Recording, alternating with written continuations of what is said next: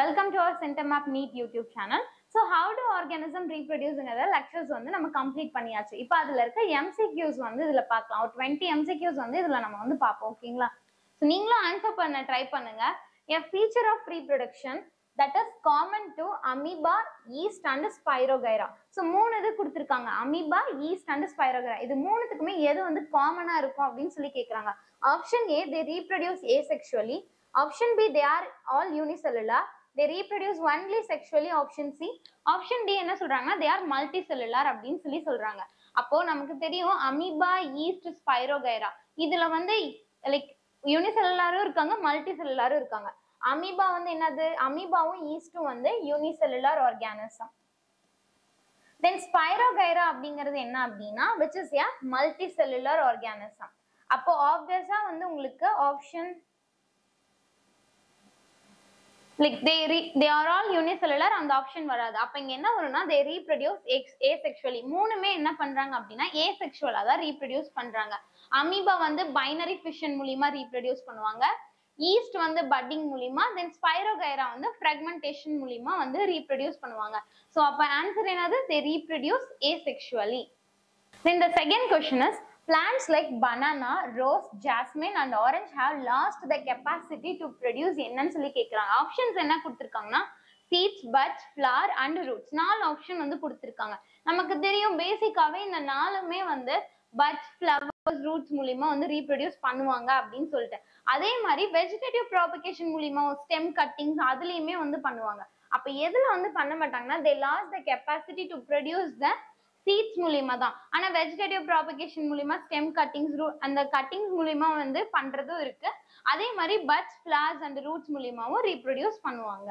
So next third question என்ன அப்படின்னா the period of pregnancy. So pregnancy period வந்து நம்ம என்னன்னு சொல்லுவோம் அப்படின்னு கேக்குறாங்க. Option A gestation period, option B incubation period, option C ovulation, option D menstruation period அப்படின்னு சொல்லியிருக்காங்க.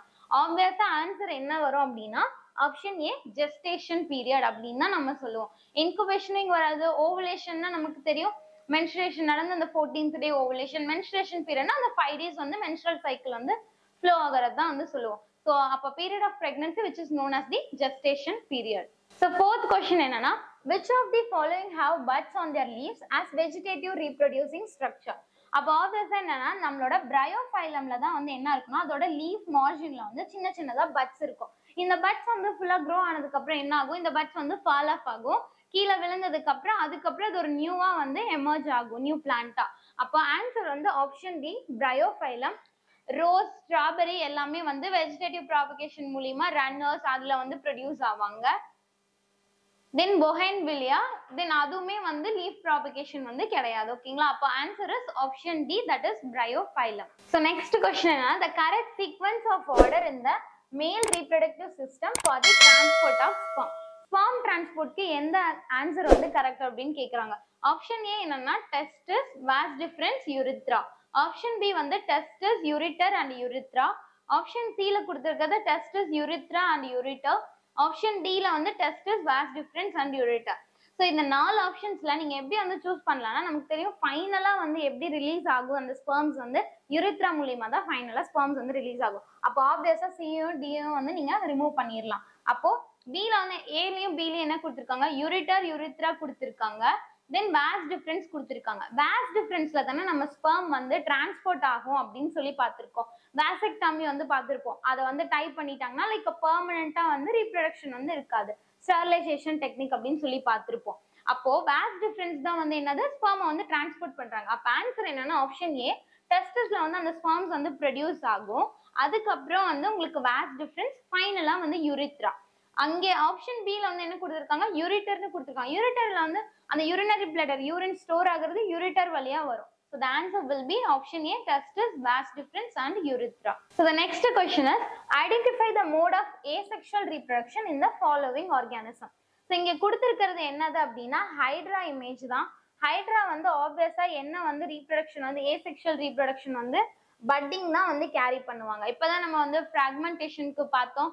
ஃப்ராக்மெண்டேஷனுக்கு வந்து ஸ்பைரோகைரா, தென் பைனரி ஃபிஷனுக்கு அமீபா, மல்டிபிள் ஃபிஷனுக்கு வந்து பிளாஸ்மோடியம் இதெல்லாமே வந்து பார்த்திருப்போம். ஸோ So hydra தான் வந்து இந்த image வந்து கொடுத்திருக்கிறது. Answer will be option D, budding. So next question is, parts of a flower which attracts insects for pollinations are option A, petals and sepal, option B, anther and stigma, option C, petals only, option D, sepals only. So நமக்கு தெரியும் petals and sepals வந்து என்னன்னு சொல்லிட்டு, petalsங்கிறது அந்த floral அந்த flower நீங்க இப்போ hibiscus எடுத்துக்கிட்டீங்கன்னா அந்த colored region தான் நம்ம என்னன்னு சொல்லுவோம், petals அப்படின்னு சொல்லுவோம். sepalsங்கிறது அதுக்கு கீழே green கலர்ல இருக்கிறது. அப்போ இந்த petals only தான் ஆன்சர் வரும். ரீசன் என்ன அப்படின்னா இந்த petals எல்லாமே கலர்டா இருக்கனால இன்செக்ட்ஸ் வந்து என்ன பண்ணுவாங்கன்னா பாலினேஷனுக்கு அதுக்கு அட்ராக்ட் ஆகி அந்த ஃபிளவருக்கு வந்து வருவாங்க. ஸோ நெக்டார்ஸ் வந்து சில பிளான்ட்ஸ் வந்து செக்ரேட் பண்ணுவாங்க. So the answer will be petals only, which will attract the insects for pollination. Then the next question is the incorrect statement about placenta. Placenta ஓட incorrect-ஆன statement என்னன்னு கேக்குறாங்க. அதாவது தப்பானது எது? Option A என்ன கொடுக்குறாங்கன்னா it is a disc embedded in the uterine wall. Option B, it contains villi on the embryo side of the tissue. Option C, it has a very small surface area for glucose and oxygen to pass from mother to the embryo. Option D, the embryo gets nutrition from the mother's blood through it. So நம்ம வந்து லெக்சர்ல வந்து பார்த்திருப்போம் பிளசண்டாவோட இது. பிளசண்டால என்ன நடக்கும், அந்த gaseous exchange அது எல்லாமே வந்து அந்த ஃபுட் நியூட்ரிஷன் எல்லாமே கேரி பண்றாங்க. அப்போ வில்லை அப்படின்னாலே உங்களுக்கு தெரியும், இந்த வில்லை வந்து எப்படி இருப்பாங்க, it will increase the surface area, right? So இங்க என்ன கொடுத்துருக்காங்க, வெரி ஸ்மால் சர்ஃபேஸ் ஏரியா அப்படின்னு சொல்லிட்டு ஆப்ஷன் சில வந்து கொடுத்துருக்காங்க. அங்க வந்து லார்ஜ் சர்ஃபேஸ் ஏரியா இருக்கும். அந்த லார்ஜ் சர்ஃபேஸ் ஏரியா இருக்கனாலதான் என்ன நடக்குதுன்னா குளுக்கோஸ் அண்ட் ஆக்சிஜன் எல்லாமே மதர்ல இருந்து எம்ப்ரியோக்கு வந்து போகுது. அதனாலதான் அவங்க நியூட்ரிஷன் வந்து எடுத்துக்கிறாங்க. So the incorrect statement will be option. Then the next question is chromosomes. So chromosomes பத்தி கொடுத்திருக்காங்க. ஒரு 4 ஸ்டேட்மெண்ட் கொடுத்துட்டு அந்த 4 ஸ்டேட்மெண்ட்ல எது வந்து கரெக்ட் அப்படின்னு கேக்குறாங்க. So first என்னன்னா it carries hereditary information from parents to the next generation. So ஒரு ஜெனரேஷன்ல இருந்து இன்னொரு ஜெனரேஷனுக்கு வந்து என்னன்னா hereditary information like அது என்ன genes எல்லாமே வந்து கேரி பண்ணுது அப்படிங்கிறாங்க. நெக்ஸ்ட் இன்னொன்னு என்னன்னா second statement they are thread like structure located inside the nucleus of an animal. அதுவுமே கரெக்ட் தான். Then the third statement is they always exist in pairs in human reproductive cells. நமக்கு தெரியும் human reproductive cells gametes எல்லாமே haploid-ஆ தான் இருப்பாங்க. either male gamete-ஆவும் இருக்கலாம், அது female gamete-ஆவும் இருக்கலாம். gametனாலே எப்படி இருப்பாங்க, haploid-ஆ தான் இருப்பாங்க, அதாவது single M. நம்மளோட பாடி செல்ஸ் somatic cells தான் வந்து பார்த்திருப்போம். அதுல தான் வந்து டிப்ளாய்டா வந்து இருப்பாங்க. இங்க கேமெட்ஸ் எல்லாமே ஹாப்ளாய்ட் தான். ரீசன் என்னன்னா மியாசிஸ் வந்து நடந்திருக்கும். மியாசிஸ் 1 மியாசிஸ் 2 வந்து நடந்திருக்கும். ஃபார் எக்ஸாம்பிள் 46 குரோமோசோம்ஸ் இருக்கு அப்படிங்கிறப்போ இந்த கேமெட்ல வந்து எவ்வளவு இருப்பாங்க, 23 தான் வந்து இருப்பாங்க. அதுல half of the chromosomes will be there. That's why single and I am representing. Okay, so then fourth statement is they are involved in the process of cell division. Obviously cell division வந்து நடக்கும், mitosis நடக்கும். mitosisனா equational division அப்படின்னு சொல்லுவோம். 46 chromosomes இருக்கு அப்படின்னா பேரண்ட்க்கு 46னா அவங்களோட டாட்டருக்குமே எப்படி இருக்கும், 46 chromosomes தான் இருக்கும். பட் மியாசிஸ்ல அப்படி இல்ல. மியாசிஸ்ல என்னன்னா அந்த கேமெட் வந்து ப்ரொடியூஸ் ஆகும். 46னா அங்க வந்து 23 இருப்பாங்க. ஸோ பேரண்ட்ல இருந்து வந்து எப்படி இருக்குன்னா 4 daughter cells will be produced. mitosisல வந்து 2 daughter cells will be produced. So the answer will be option 1, 2 and 4. So the answer is option C. எதனால தேர்ட் ஸ்டேட்மெண்ட் தப்புன்னு சொல்லியிருக்கேன், ஹியூமன் ரீப்ரொடக்டிவ் செல்ஸ்ல வந்து கேமெட்ஸ் வந்து எப்பயுமே ஹாப்ளாய்டா இருப்பாங்க. That is the reason. Then assertion and reason based question. அசர்ஷன்ல என்ன சொல்றாங்கன்னா offsprings produced by asexual reproduction. Asexual reproduction அப்படின்னாலே ஒரே ஒரு பேரண்ட் மட்டும் தான், சிங்கிள் பேரண்ட் மட்டும் தான் இன்வால்வ் ஆவாங்க. They are genetically similar to the parents அப்படின்னு சொல்றாங்க. ஆப்வியஸா சிங்கிள் பேரண்ட் மட்டும் இன்வால்வ் ஆகுறாங்க அப்படிங்கிறப்போ they will be genetically similar to the parents. வந்து அப்படியே எப்படி டாட்டர் வந்து பேரண்ட்டை தான் ரிசம்பிள் பண்ணுவாங்க. ஏன்னா அங்க 2 கேமெட்ஸ் இன்வால்வ் ஆகல, எந்த ஃபியூஷனுமே நடக்கல. தென் ரீசன் என்ன கொடுத்திருக்காங்கன்னா asexual reproduction involves a single parent. அப்ப இந்த 2 ஸ்டேட்மெண்ட்டுமே கரெக்ட் தான். So the answer will be both A and R are true. R is the correct explanation of A. எதனால வந்து இது கரெக்ட் எக்ஸ்பிளனேஷன்னா ஏசெக்சுவல் ரீப்ரொடக்ஷன்ல சிங்கிள் பேரண்ட் தான் இன்வால்வ் ஆகுறாங்க. அந்த சிங்கிள் பேரண்ட் இன்வால்வ் ஆகுறனால தான் அந்த டாட்டர்ஸ் எல்லாமே ஜெனட்டிக்கலி சிமிலரா வந்து இருக்காங்க, அதாவது ஒரே மாதிரியே வந்து இருப்பாங்க. So the answer will be option A. Then the next question is which of the following is embedded in the uterine wall? Option A zygote, option B embryo's head, option C placenta, option D egg. zygoteங்கிறது தெரியும், like fertilisation நடந்ததுக்கு அப்புறம் fusion of male and female gametes, அதுதான் வந்து என்னவா இருக்கும், zygote. then it will develops into embryo. அப்போ இங்க uterine வால்ல வந்து என்ன வந்து இதா இருக்கும், எம்பெண்ட் ஆகியிருக்கும் அப்படின்னா பிளசண்டா தான் வந்து எம்பெண்ட் ஆகியிருக்கும். So the answer will be options. And the next question is, which of the following disease is not a sexually transmitted disease? So இதுல எது வந்து STD கிடையாது அப்படின்னு சொல்றாங்க. Option A syphilis, option B hepatitis, option C HIV AIDS, option D gonorrhea. So இதுல syphilisம் gonorrheaவும் வந்து என்ன அப்படின்னா bacterial disease. இதுவுமே STD ல தான் வரும், which will be a sexually transmitted, is caused by bacteria. இந்த gonorrheaவும் என்னன்னா bacterial disease தான். So we all know that HIV-யும் எதுல வரும்பா sexually transmitted diseaseல தான் வருவாங்க, but it is caused by a virus வந்து இது வந்து காசிட்டிவ் ஏஜென்ட்டா இருப்பாங்க. ஹெப்பாட்டிட்டிஸ்ல வந்து ஹெப்பாட்டிட்டிஸ் பிங்கிறது வந்து என்னன்னா செக்ஷுவலி டிரான்ஸ்மிட்டட் டிசீஸ். ஆனா இவங்க ஸ்பெசிஃபிக்கா கேட்கல, ஹெப்பாட்டிட்டிஸ் அப்படின்னு மட்டும் தான் கேட்டிருக்காங்க.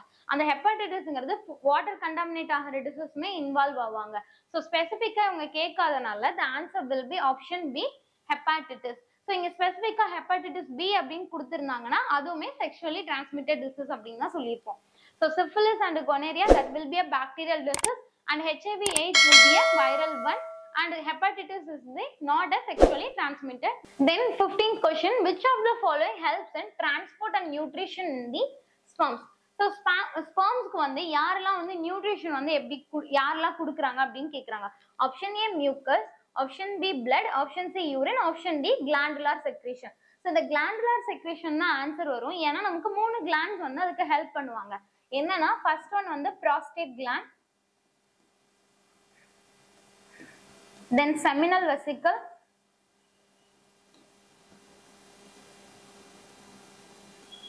then bulbourethral or Cowper's gland.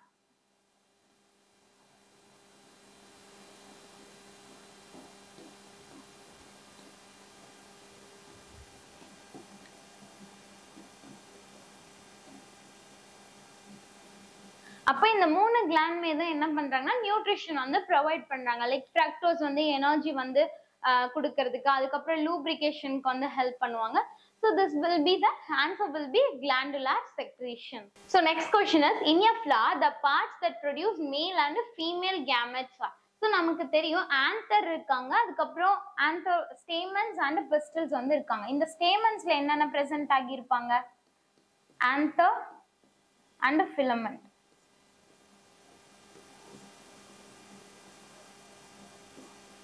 பிஸ்டல்ல வந்து பிஸ்டல்னு சொல்லுவோம், ஆர் ஸ்கார்பல்னு சொல்லுவோம். Stigma, style and ovary.